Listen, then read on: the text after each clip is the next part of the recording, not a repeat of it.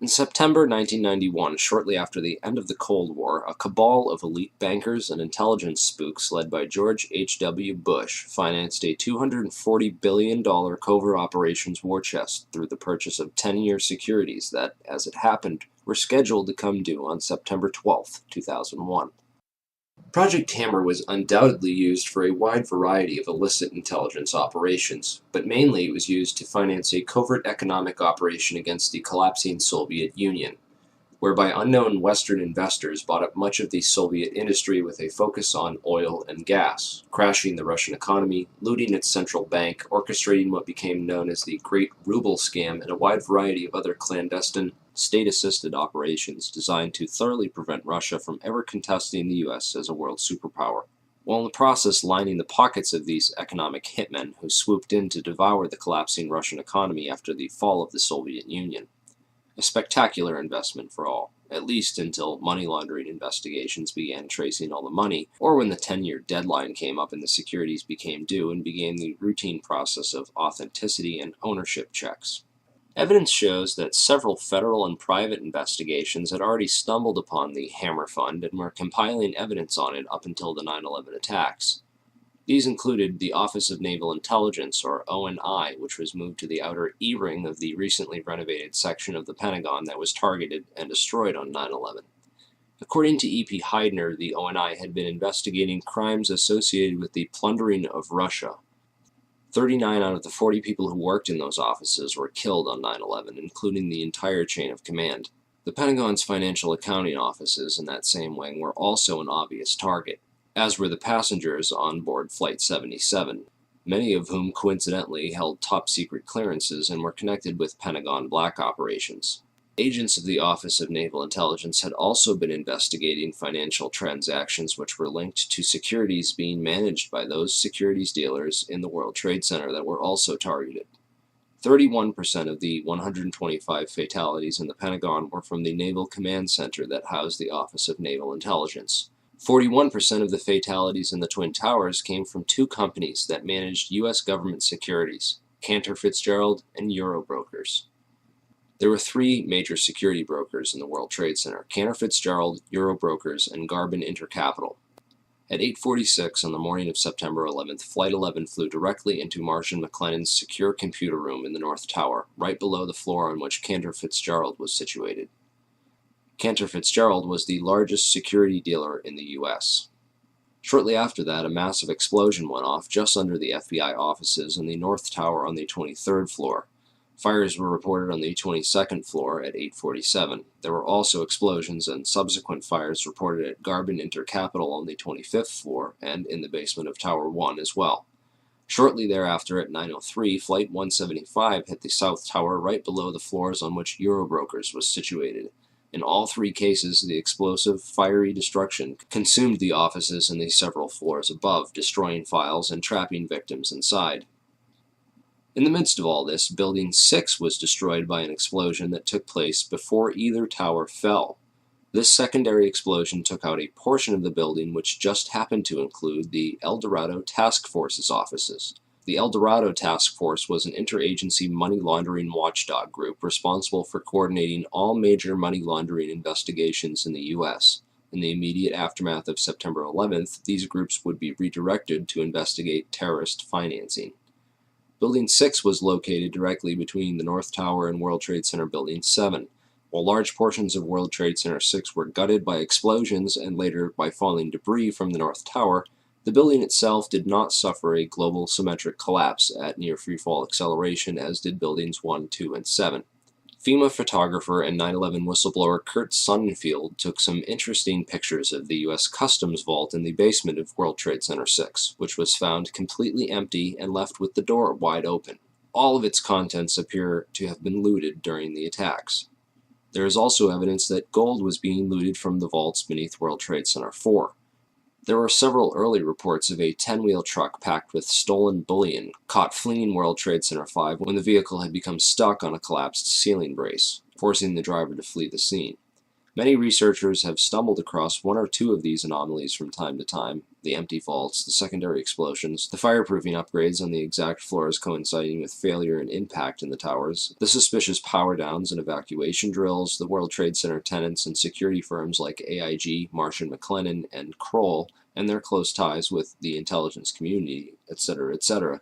These anomalies are not unrelated, but nevertheless became lost inside the chaos of that September morn, the aftermath, and subsequent cover-ups. Okay, so what does all this mean?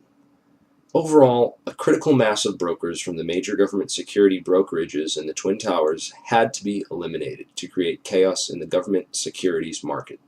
A situation needed to be created wherein $240 billion of covert securities could be electronically cleared without anyone asking questions, which happened when the Federal Reserve declared an emergency and invoked its emergency powers that very afternoon. On September 14th, the Securities and Exchange Commission declared a national emergency and for the first time in U.S. history invoked its emergency powers under the Securities Exchange Act Section 12K and eased regulatory restrictions for clearing and settling security trades for the next 15 days. These changes would have allowed the estimated $240 billion in covert government securities to be cleared upon maturity without the standard regulatory controls around identification of ownership. The towers needed to be demolished to create a big enough mess that the illicit activities taking place behind the scenes that morning could be hidden in the confusion of that day. Okay, now let's talk a little bit about who did it and how. 9/11 whistleblower Richard Andrew Grove was a software salesperson for a company called Silverstream. Silverstream's technology was on the cutting edge of Internet solutions, offering software to web-enable the critical business functions of Fortune 500 companies, basically integrating and making available on the web the disparate legacy applications and mainframes while simultaneously streamlining workflow and traditional paper processes, with an end result being a lower cost of operation and more efficient transactions. Silverstream had built Internet transactional and trading platforms for Merrill Lynch, Deutsche Bank, Bankers Trust, Alex Brown, and Morgan Stanley, to name a few. Leading up to 9/11, Silverstream was designing specialized accounting software for a major client, Marsh & McLennan. Marsh is the world's largest insurance brokerage and was located right below Cantor Fitzgerald in the North Tower. Approximately 295 Marsh employees were murdered that morning, along with other innocent victims and employees who either knew too much or too little about their chosen work environment. But most importantly, Silverstream provided a specific type of connectivity that was used to link AIG and Marsh & McLennan, the first two commercial companies on the planet to employ this type of transaction.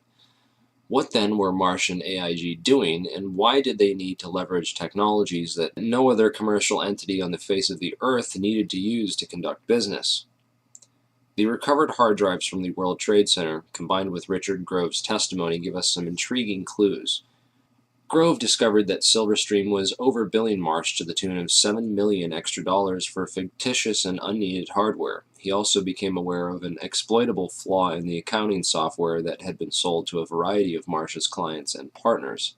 When he brought this up to his superiors at Silverstream and others at Marsh, he was told to keep quiet and not to worry about it. But other friends of his at Marsh were also getting concerned and began documenting what was going on and raising concerns within the company.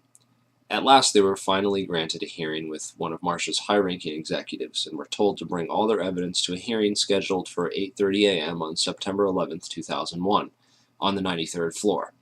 The high-ranking member of Marsh, who Grove did not name, would participate via teleconference from the safety of his home, while Marsh employees and potential whistleblowers, Gary Lasko, Catherine Lee, Ken Rice, Richard Breuhardt, and John Olzhofer, would die in the meeting room in the North Tower with all their evidence when American Airlines Flight 11 would impact that very section of the building.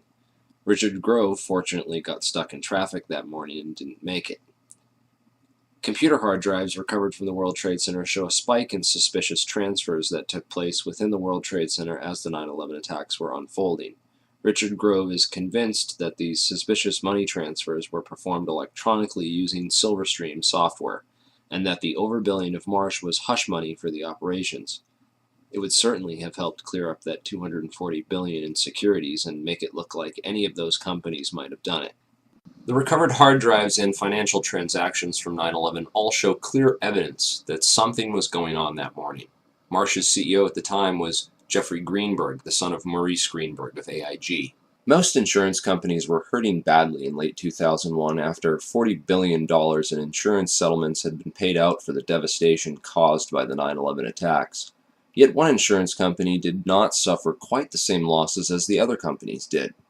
American International Group, or AIG as it turns out, is much more than an insurance company.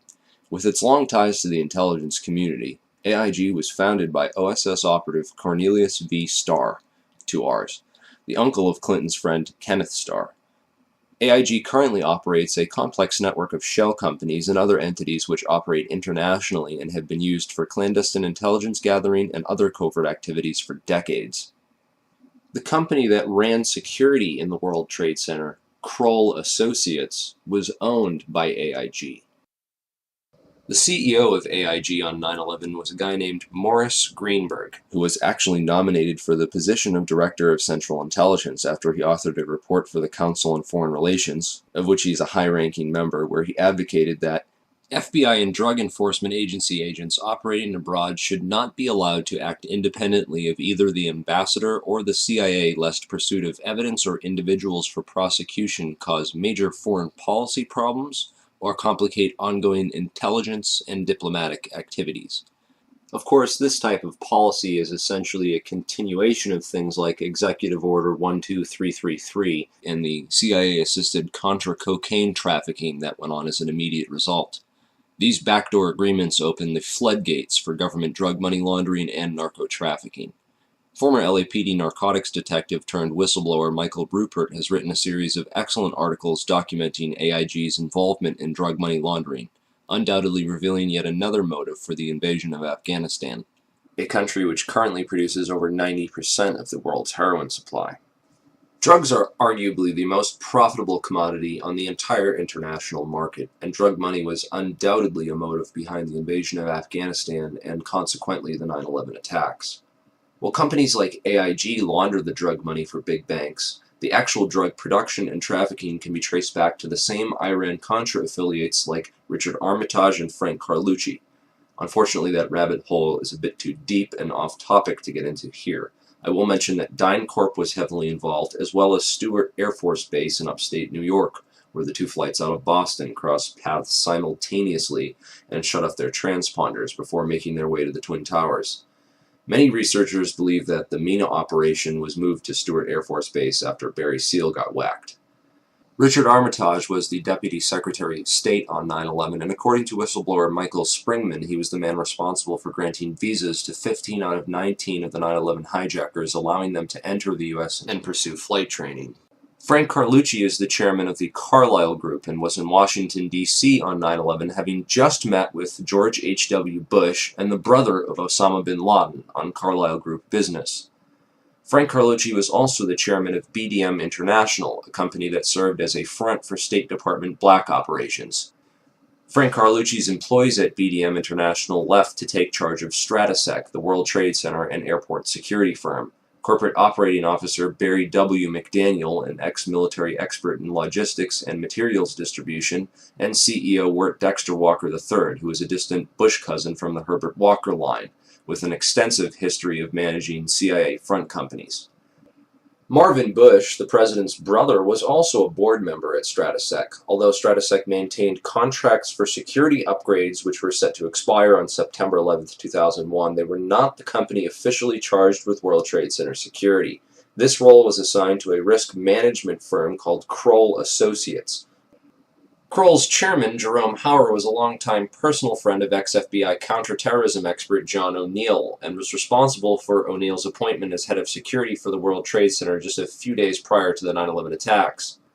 O'Neill was the world's leading expert on Osama bin Laden and al-Qaeda and was a potential 9/11 whistleblower with hard evidence of White House complicity in the protection and shielding of the 9/11 hijackers from all means of federal investigation. Al-Qaeda hijacking suspects were flagged by the Able Danger terrorist tracking program, which was also shut down by the White House.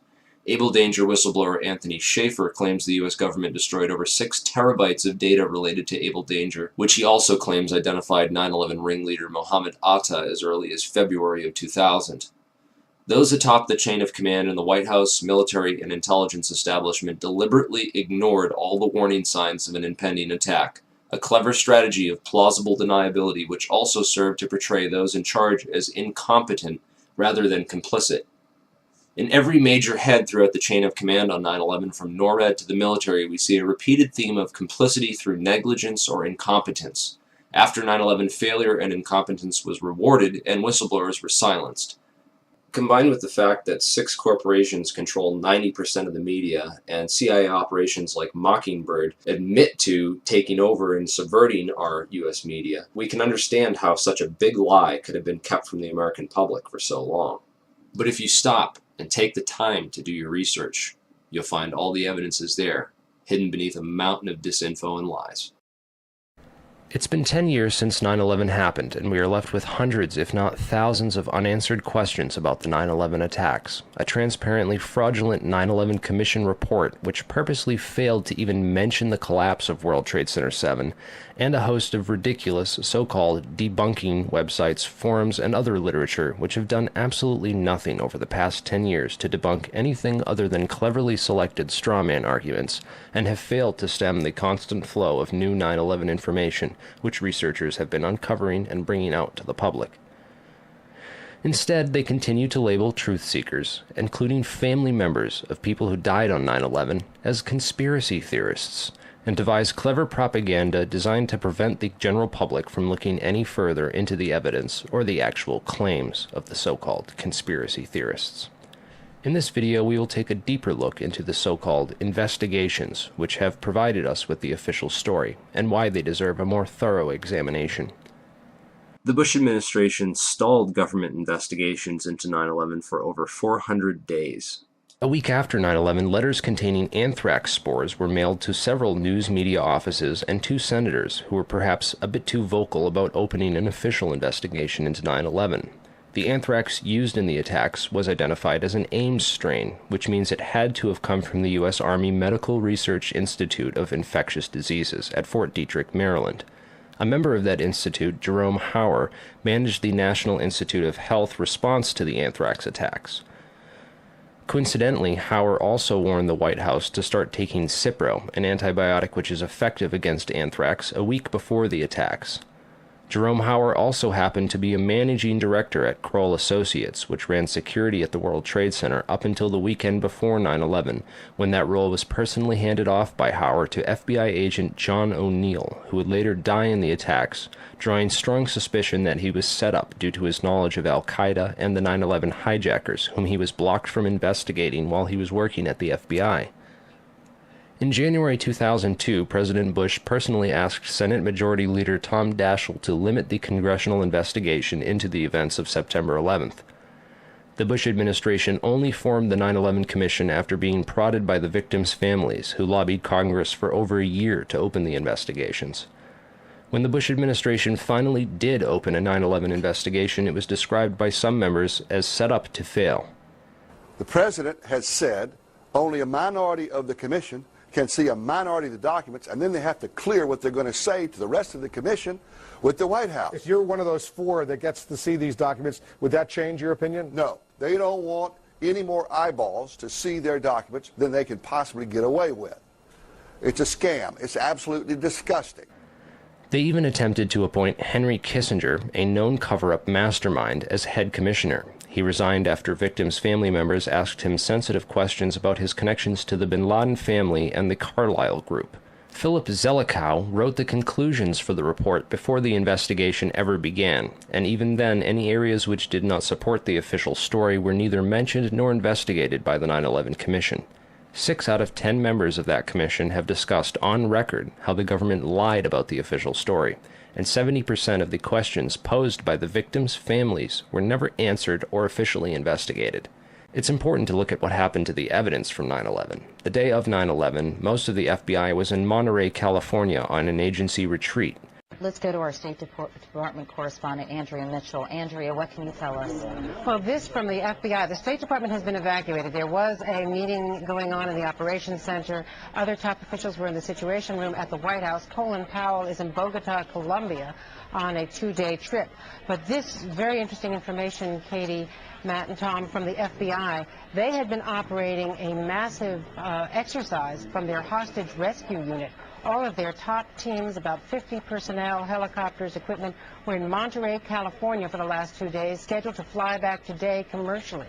So all of those people are out of place. It's fair to say, according to sources that we've talked to here at NBC, that the FBI rescue operations and other FBI operations are really in chaos right now because they can't reach their officials in New York. All of their phone lines are down, and now you've got all of their special experts on this stuck in Monterey, California, trying to get a military flight back because there are no longer commercial flights. So they are seriously out of pocket, and there is a real breakdown of the FBI anti-terror coordination team, which is, of course, the principal team that would lead any effort and was so effective under Jim Kallstrom in New York City during the World Trade Center bombing and the TWA explosion, which, of course, turned out not to be terror.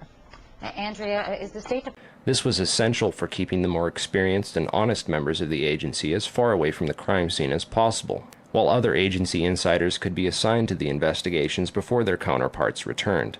Federal authorities such as FEMA and the CIA took immediate control over the crime scene and began whisking away evidence that very same night. Turner Construction, one of the primary contractors at Ground Zero, occupied the 38th floor of the North Tower and was involved in performing the fireproofing upgrades inside the towers. It has been noted that these upgrades were completed in the 3 years before 9/11 on floors that match up almost identically to the floors of impact and failure on 9/11. Once the cleanup was fully coordinated, the operations were consolidated under the control of two primary contractors, AMEC Construction Management and Bovis Lend-Lease. These are the two companies that were originally assigned to the areas of Ground Zero that included the North Tower, AMEC, and the South Tower, Bovis. A truly surprising fact is that at the time of the attacks on 9/11, AMEC had just completed a $258 million refurbishment of Wedge 1 of the Pentagon, which is exactly where American Airlines Flight 77 impacted that building.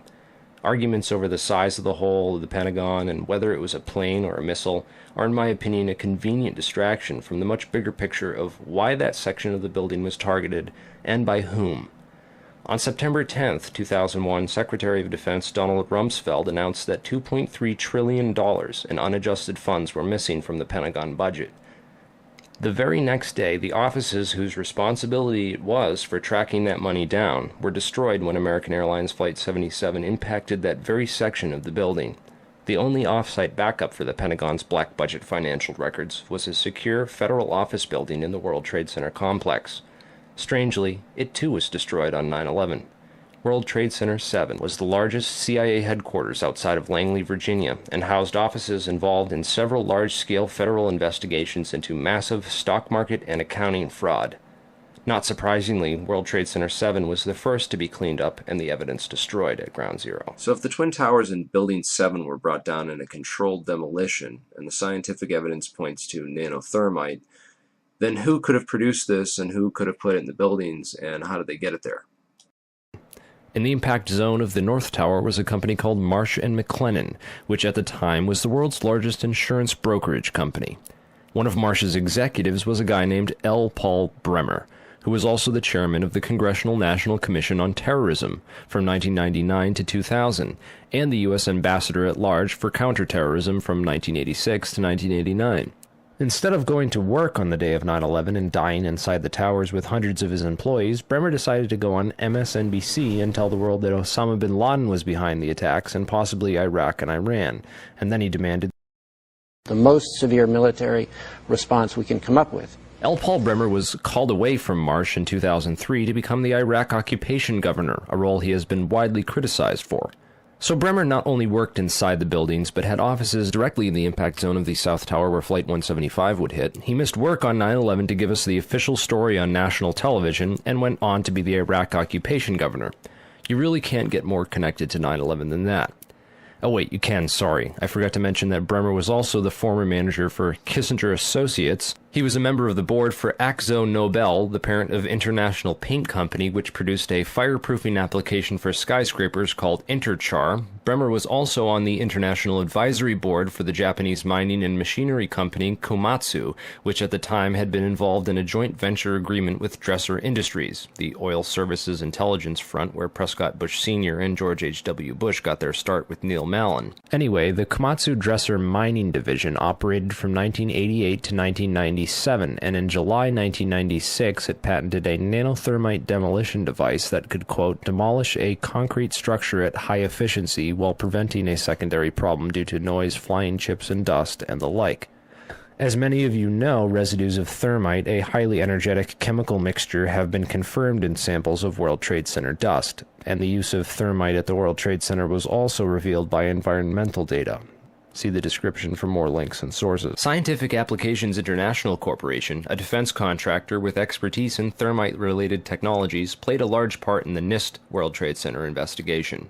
A few other names and companies inside the Twin Towers also worthy of further investigation include Craig Stapleton, who is married to Bush's cousin Dorothy Walker Bush.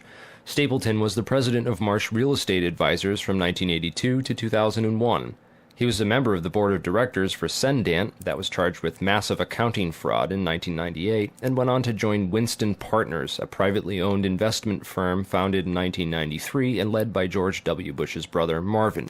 Other very powerful and well-connected people worked in senior management at Marsh. These included Stephen Friedman, a senior principal at Marsh Capital and former partner at Goldman Sachs, who later became George W. Bush's top economic advisor. Friedman was also a member of the Brookings Institution, the Bilderberg Group, the Foreign Intelligence Advisory Board, and the board at In-Q-Tel, the investment firm founded by the CIA in 1998. In-Q-Tel invests in state-of-the-art technologies related to defense and intelligence work, including nano and chemical technologies, according to its website.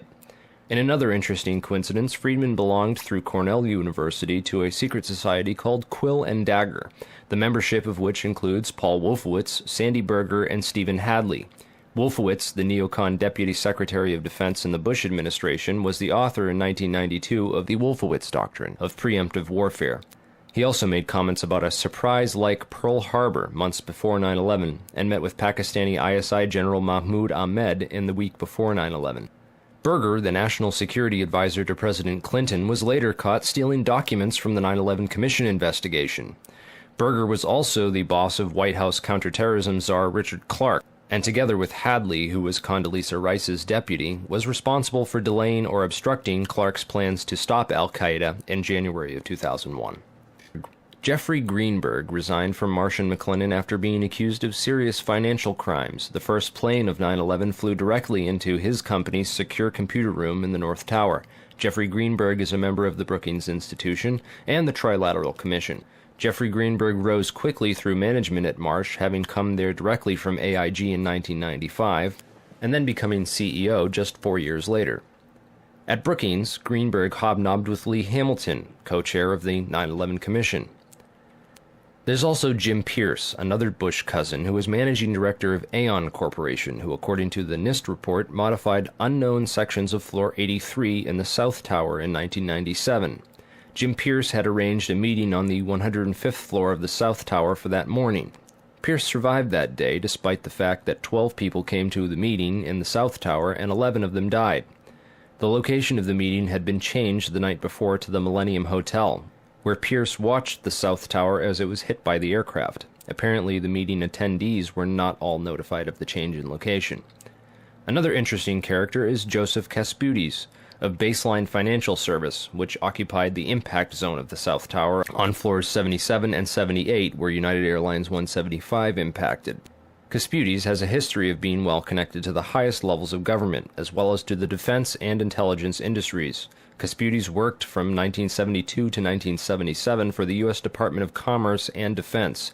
He was also the deputy director of Nixon's White House task force that dealt with the Arab oil embargo of 1973, and was instrumental in the creation of the Department of Energy.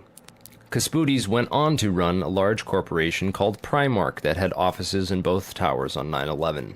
One of the subsidiaries of Primark, the Analytical Sciences Corporation, TASC, worked with so-called black or top-secret programs. TASC also worked closely with the National Institute of Standards and Technology. Kasputis was also a member of the Logistics Management Institute, LMI, whose members included Paul Kaminsky of In-Q-Tel and General Dynamics, Charles DiBona of Halliburton, Skull and Bones member Joseph Samuel Nye, and Michael Daniels of Scientific Applications International Corporation. LMI's self-proclaimed role is advancing the science of government. Casputi's connections to the DOE from 1977 through at least 1997 are interesting, considering that the DOE was developing thermite ignition devices as early as 1983.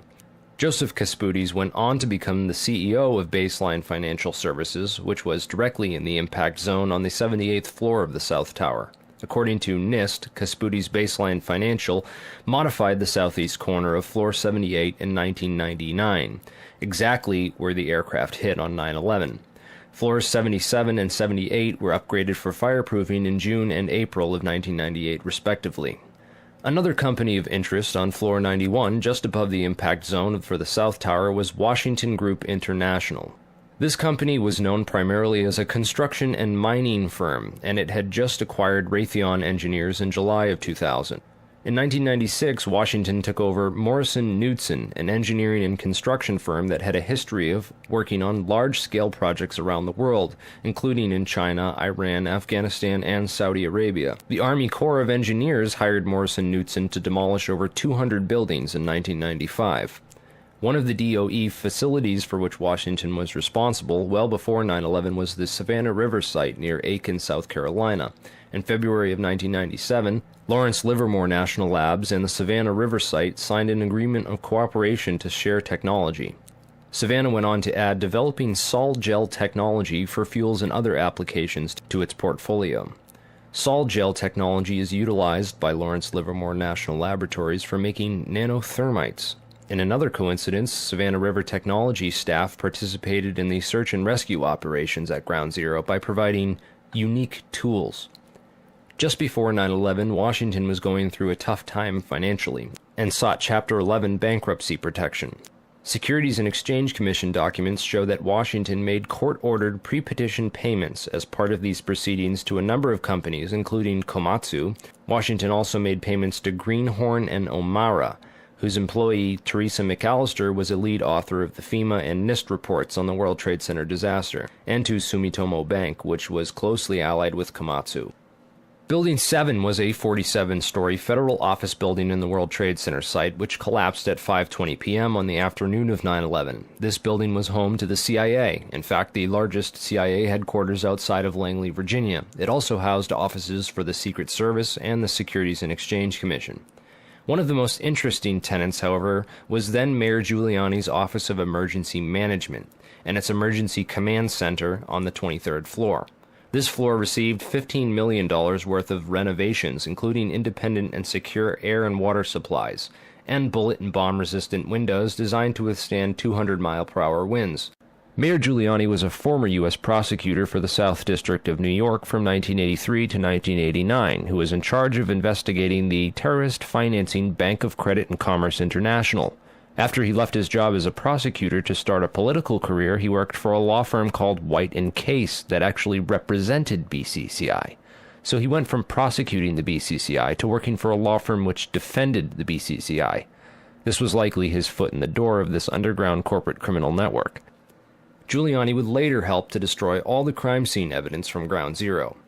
Giuliani's sidekick on 9/11 was Police Commissioner Bernard Kerik, who appeared to be coaching some of Rudy's actions that day, keeping him away from the media and even answering questions for him about explosives in the buildings. In fact, Bernard Kerik gave us the first official government pronouncement that no explosives were involved in the destruction of the World Trade Center buildings.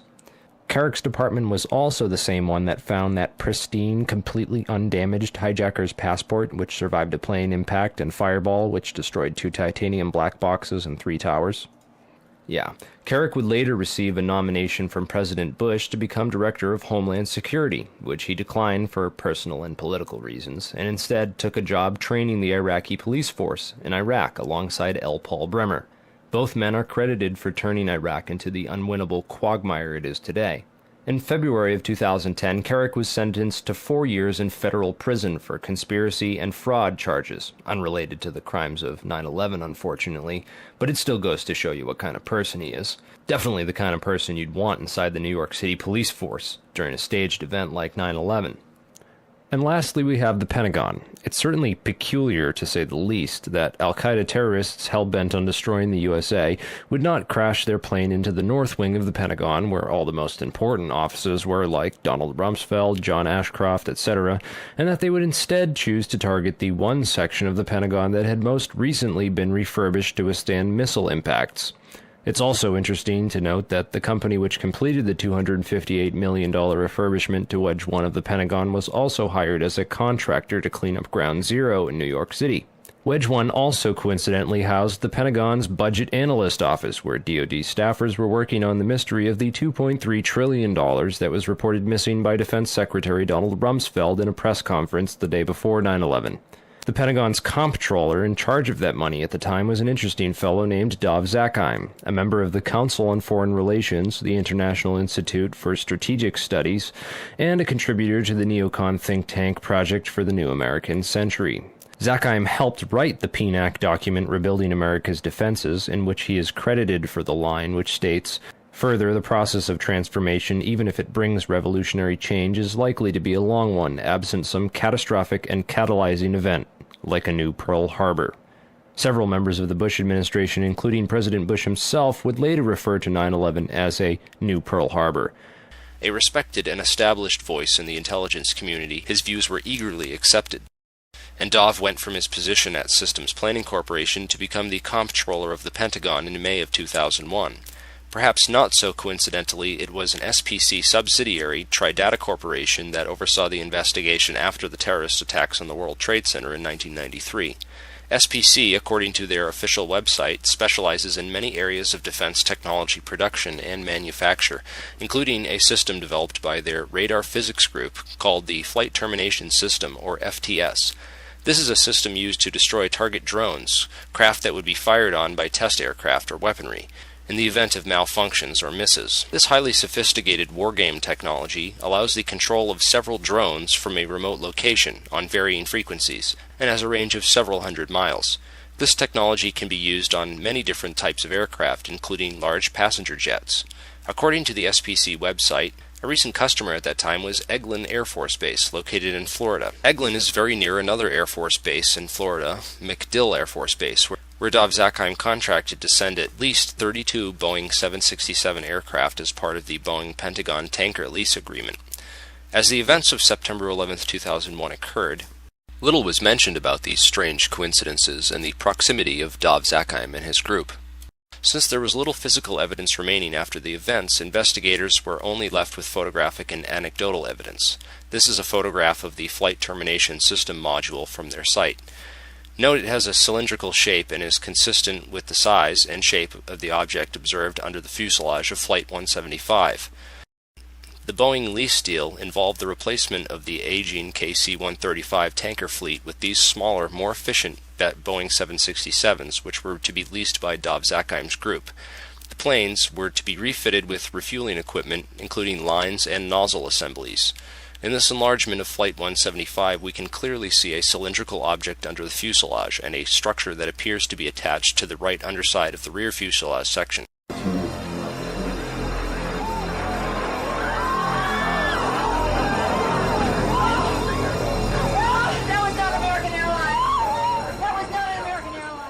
When seen in comparison, it is obvious that the plane approaching the Trade Center has both these structures, the FTS module, and the mid-air refueling equipment, as configured on the modified Boeing 767 tankers. Of particular interest is the long tube-like anomalous structure under the rear fuselage area of 175. This structure runs along the right rear bottom of the plane. The equipment attached to the underside of the plane which hit the World Trade Center is identical in every single way to the Boeing 767s issued by Dov Zakheim. Whoa, whoa, whoa. Bring it back. The video you're watching now came from Loose Change First Edition. Did you catch that? It appears to show the FTS pod self-destructing just before impact.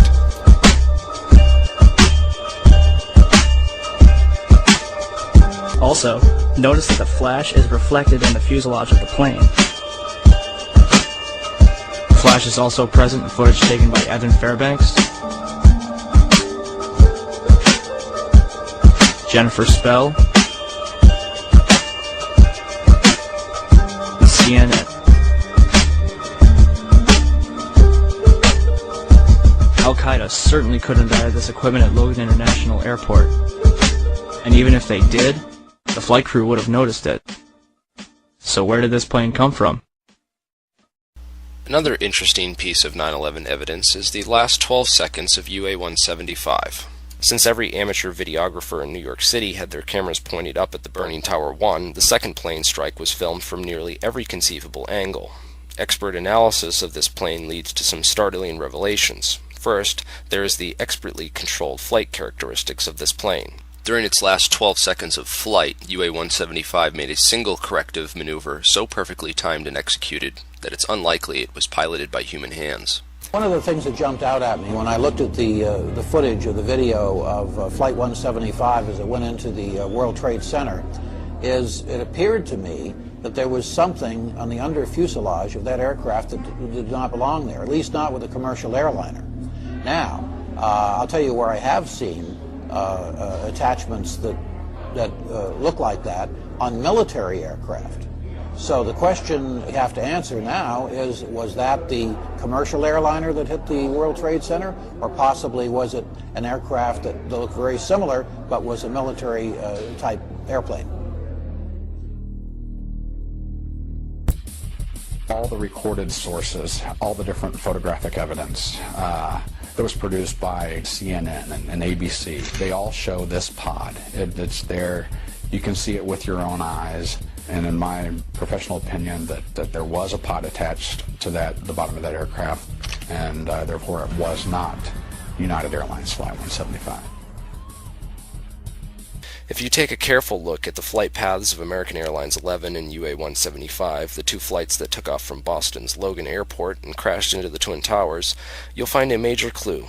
Not only did both these planes cross paths directly over Stewart Air Force Base, but they did so at the exact same time. Another odd synchronicity is Flight 93, which had been sitting on the tarmac delayed at the airport for nearly 40 minutes with no explanation.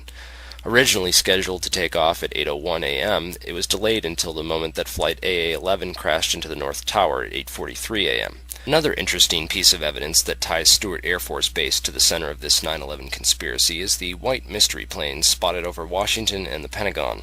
Through careful investigation, we've been able to map out the flight paths of these two ominous aircraft, which have been identified as E-4Bs, a type of aircraft that the military uses as mobile command posts. What concerns me is that both of these aircraft took off from and landed at Stewart Air Force Base. Another interesting coincidence I found was that Flight 93 turned around directly over Hopkins Airport, and Flight 77 turned around directly over Tri-State Airport. Webster Tarpley has done some of the most thorough research into the wargame exercises that were taking place on the day of 9/11. But this white mystery plane, the Doomsday plane, what was it doing over the Pentagon and the White House on 9/11? Who was flying in that plane? What were they doing? Being the comptroller for the Pentagon and the chief financial officer, you have to kind of wonder what Dov Zakheim was doing on 9/11. And what his connections were to the $2.3 trillion that were missing from the Pentagon the day before 9/11. If anything, the individuals and organizations outlined in this video are at least as suspicious as the 19 hijackers themselves. They have nothing on us. Why don't you? Book 'em, Dano.